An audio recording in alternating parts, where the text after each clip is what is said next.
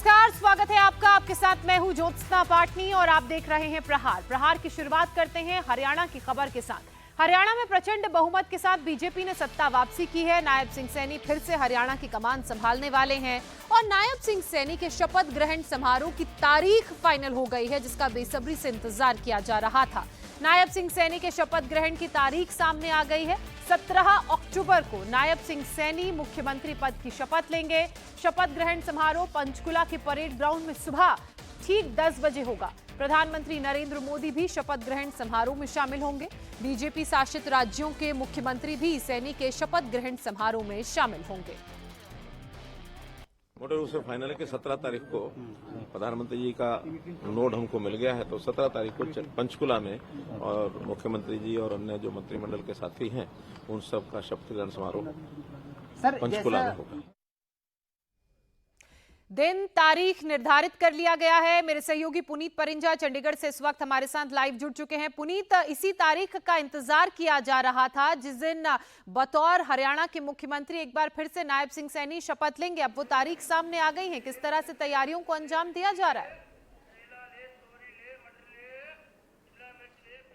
देखिए, पहले ये जो शपथ ग्रहण समारोह था ज्योत्सना, वो परेड ग्राउंड में होना था, लेकिन क्योंकि इसे एक भव्य समारोह के रूप में मनाना चाहती है बीजेपी, खुद प्रधानमंत्री जो है वो इस समारोह में शामिल रहेंगे। उसके अलावा जितने भी बीजेपी शासित प्रदेश हैं उनके मुख्यमंत्री भी यहाँ पर आएंगे, तो एक रैली की तरह इसका आयोजन किया जाएगा। और इसीलिए जो परिवहन विभाग की तरफ से एक बाकायदा लेटर भी लिखा गया है कि जो बसेस हैं उसकी व्यवस्था की जाए, और ताकि इसका महाराष्ट्र चुनावों से पहले इसका असर जो है वो, इसका जो मैसेज है वो दूर दराज तक जाए, तो इसलिए कि इसे भव्य रूप से जो है शपथ ग्रहण समारोह को मनाया जाएगा। और पहले जो था ये परेड ग्राउंड में होना था, लेकिन वो काफी छोटा है, इसलिए अब इसे दशहरा ग्राउंड में, जहां पर आज रावण दहन होना है, उसी जगह पर 17 तारीख को अब शपथ ग्रहण समारोह होगा। और रावण दहन के ठीक बाद वहां की तैयारियां जो है वो शुरू हो जाएंगी, क्योंकि अभी वक्त है प्रशासन के पास, तो लिहाजा उससे पहले प्रशासन जो है इसकी तैयारियों में जुट गया है। पहले बसेस की व्यवस्था की जाएगी और उसके बाद जो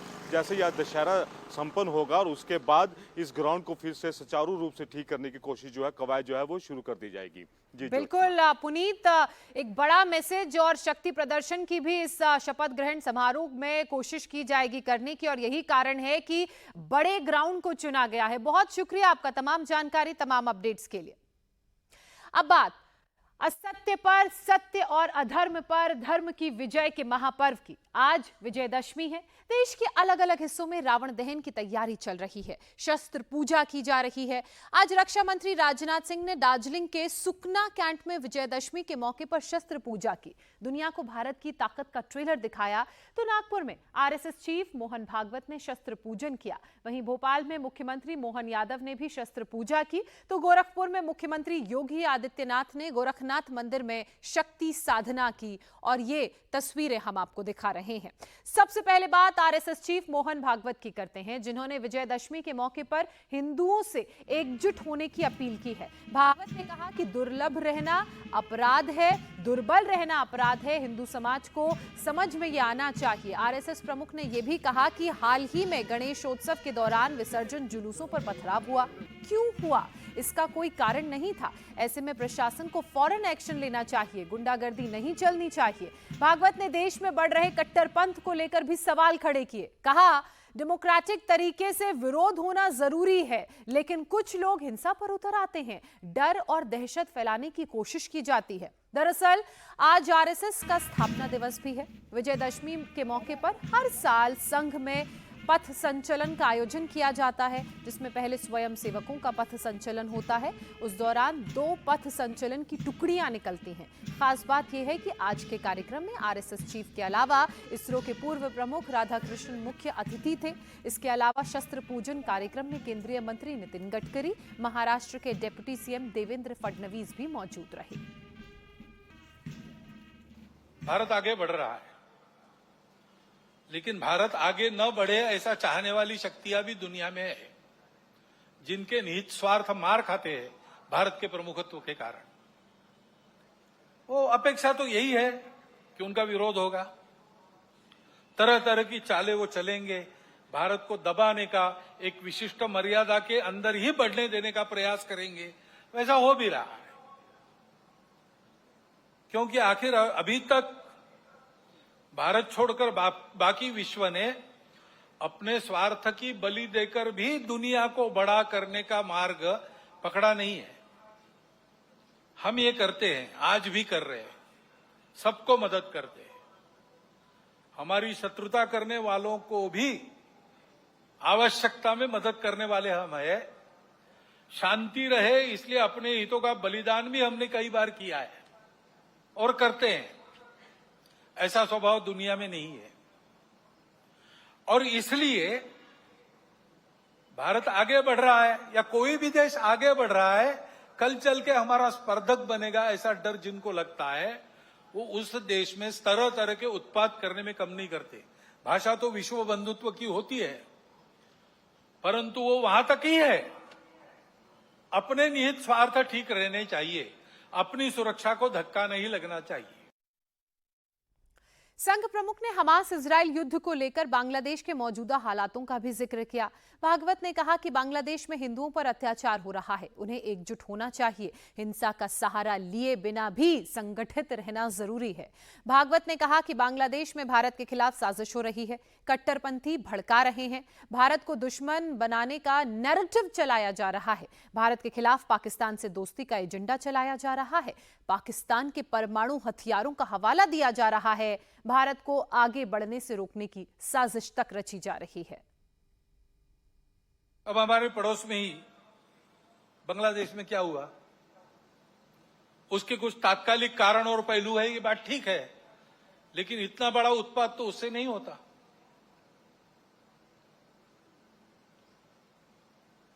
वो कारण उनकी चर्चा जिनका विषय है वो करें, परंतु दो बातें ध्यान में आती है। पहली बात है कि उस उत्पाद के कारण वहां के हिंदू समाज पर जो अत्याचार बार बार होते हैं, उस परंपरा को फिर से दोहराया गया।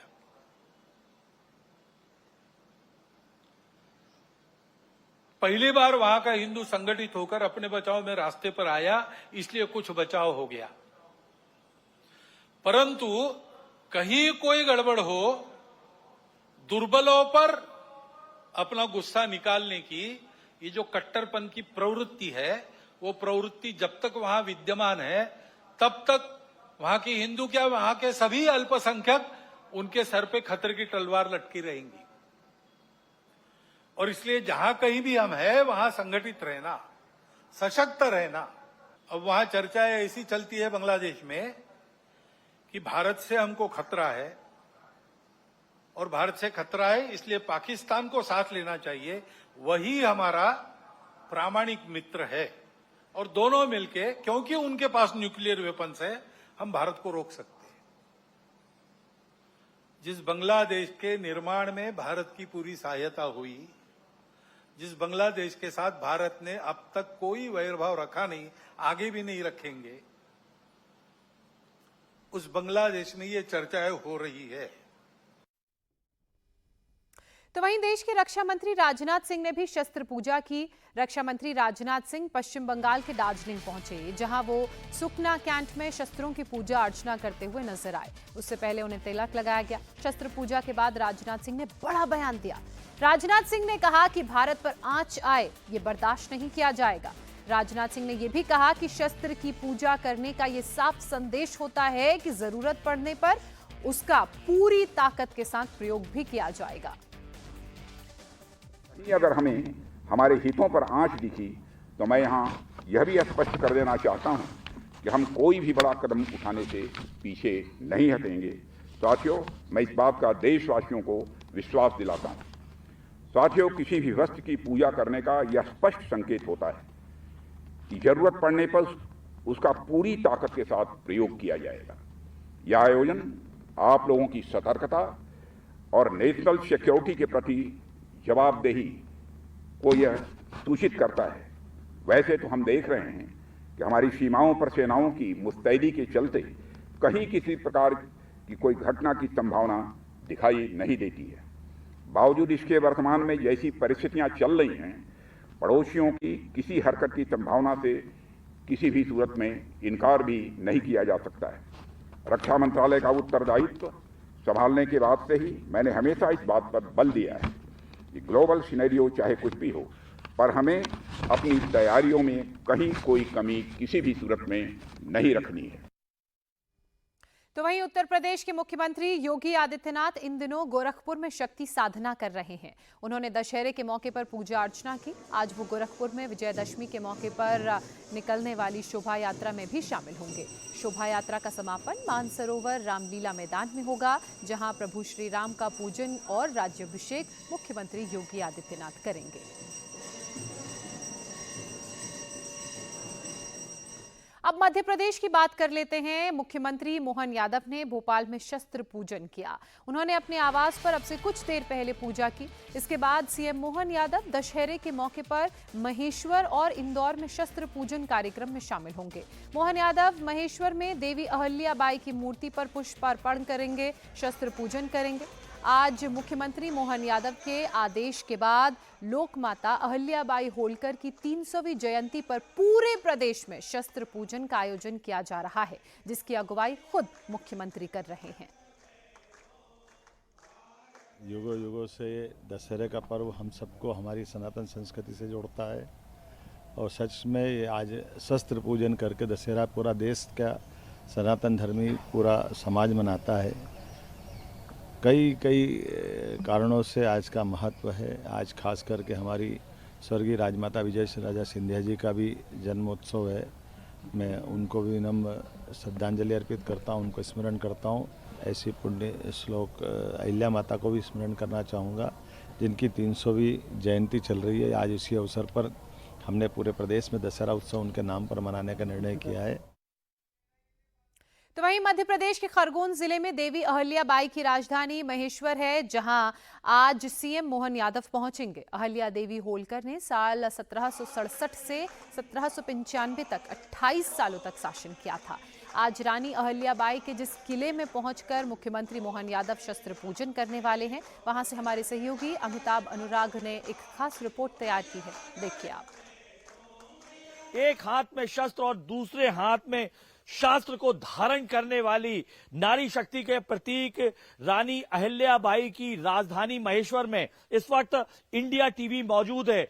उनकी इसी राजगादी पर 28 साल शासन करके उन्होंने मराठवाड़ा और पूरी होलकर की जो सियासत है, साम्राज्य है, उसे संरक्षित किया। और इंडिया टीवी की टीम एक्सक्लूसिवली आपको उनकी तमाम, एक हाथ में शस्त्र था, एक हाथ में शास्त्र था, उन शस्त्रों को दिखाएगी आपको इंडिया टीवी की टीम एक्सक्लूसिवली, जिनके जरिए, जिनके सहारे लोक माता रानी अहिल्या देवी ने 28 सालों तक शासन किया। ये तस्वीरें देख सकते हैं, एक्सक्लूसिवली इंडिया टीवी आपको दिखा रहा है। ये वो पालकी है जहां से उन्हें न्याय की देवी कहा जाता था, धर्म की देवी कहा जाता था। कहा जाता था कि उन्होंने तकरीबन 60 से ज्यादा जो धर्मशालाएं हैं, मंदिर हैं, उनका निर्माण किया। ये तस्वीरों में एक्सक्लूसिवली इंडिया टीवी आपको तमाम वो शस्त्र दिखा रहा है जिनके जरिए उन्होंने शास्त्र को भी मजबूत किया, और जिसकी बात मध्य प्रदेश के मुख्यमंत्री डॉक्टर मोहन यादव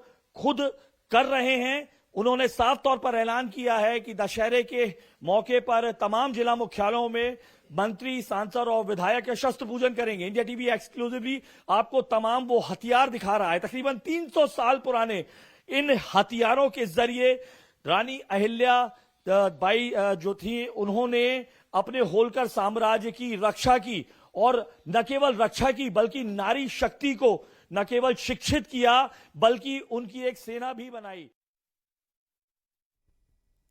तो वहीं मुसलमानों के नाम पर असदुद्दीन ओवैसी एक बार फिर से काम पर लग गए हैं। तेलंगाना के विकाराबाद से ओवैसी ने वक्फ बिल के बहाने जमकर भड़काऊ बयान दिए। ओवैसी ने चैलेंज किया कि अगर बिल ने कानून का शक्ल लिया तो वो देश को 1980 और 90 के दशक में धकेल देंगे। भीड़ को उकसाते हुए ऐलान किया कि हमारे नौजवानों ने चूड़ियां नहीं पहनी हैं, मुल्क में सामाजिक अस्थिरता पैदा होगी और जिम्मेदार केंद्र सरकार होगी। सुनिए। मैं बता रहा हूं मोदी को, अगर ये वक्फ का कानून बनेगा तो मुल्क में सोशल इंस्टेबिलिटी पैदा होगी। हम भारत को 1980 और 1990 के दहे में लेकर जाएंगे।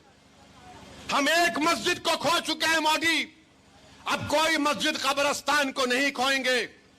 अगर आप मुल्क को विकसित भारत नहीं बनाना चाहते, अगर आप मुल्क को 1980 और 90 के दहे में लेके जाना चाहते हैं तो फिर आपको फैसला करना पड़ेगा। सोशल इंस्टेबिलिटी इस देश में पैदा हो जाएगी।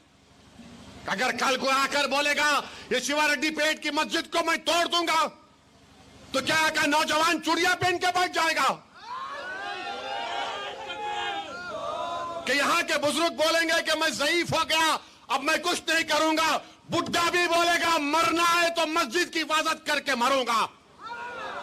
नौजवान भी बोलेगा जवानी मस्जिद पे कुर्बान, मैं भी कुर्बान। ये कानून बॉडी बनाना चाहते हैं। बताओ आप कितना जुल्म निफरत इन लोगों में मुसलमानों के ताल्लुक से है। सुना आपने ओवैसी को। दरअसल ओवैसी पहले दिन से वक्फ बिल पर टारगेट कर रहे हैं। एक बार फिर ओवैसी ने कहा कि वक्फ कानून बना तो सारी प्रॉपर्टी छीन जाएगी, मुसलमानों के मस्जिद, दरगाह, कब्रिस्तान सब खत्म हो जाएंगे। वक्फ की जायदादों को मोदी अपने नाम करना चाहते हैं। देश में साजिश का ट्रिगर दबा है और निशाने पर सिर्फ मुसलमान हैं। आज आप देख रहे हैं कि हमको और आपको दबाने के लिए, हमारे वजूद को मिटाने के लिए, हमारे मस्जिदों को छीनने के लिए, हमारे कब्रिस्तानों को खत्म करने के लिए, दरगाहों को मिसमार करने के लिए, खानकाहों को वीरान करने के लिए मोदी की सरकार ने एक वक्फ का बिल लाया। और मैं बार बार कह रहा हूं, अगर खुदा ना खास्ता ये बिल कानून बनेगा तो हमारी मस्जिदें छीन ली जाएंगी, दरगाहें छीन ली जाएंगी, कब्रिस्तानों को मिसमार कर दिया जाएगा, खुदा ना खास्ता खानकाहों में उसको वीरान कर दिया जाएगा। क्योंकि यह कानून अगर बनेगा तो इसमें तमाम चीजें छीनने की गुंजाइश रखी गई।